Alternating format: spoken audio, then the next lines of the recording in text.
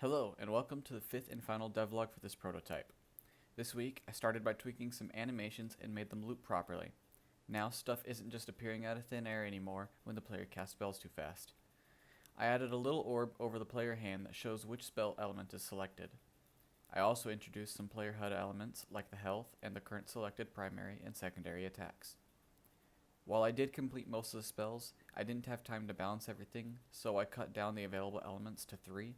Despite that, I added some special effects that I thought I wouldn't have time for, like slowing enemies with the chain spell, or the obelisk turning ray effects into area of effects. If you couldn't tell by the footage playing now, I changed the arena to a low poly asset demo. It is lighter on your computer and allows for more enemies and special effects to be on screen at once and still run smoothly. I also created a voice line script which loads a random voice line each round and plays the voice lines when certain things happen, like killing enemies or taking damage. I'm not gonna lie, video effects are not my strong suit. I don't know much anything about them or how to make them look good. They were a hassle and I want to do as little as possible with them. Maybe in the future I will take time and learn how to make them work and the lighting fit better, but I just didn't have time for this project.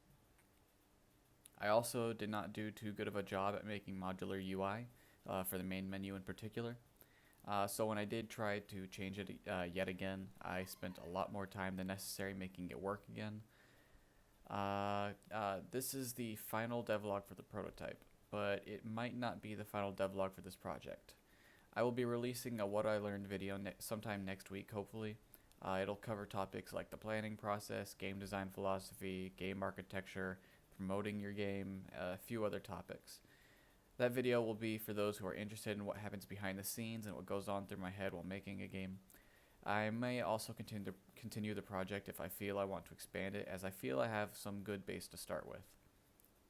If you want to play the game, go to my itch page listed in the description and download it now. Since I've released the demo by the time you are watching this, I ask that you play it. I worked hard on it and want honest feedback. I appreciate you watching this to the end, so goodbye and have a nice day.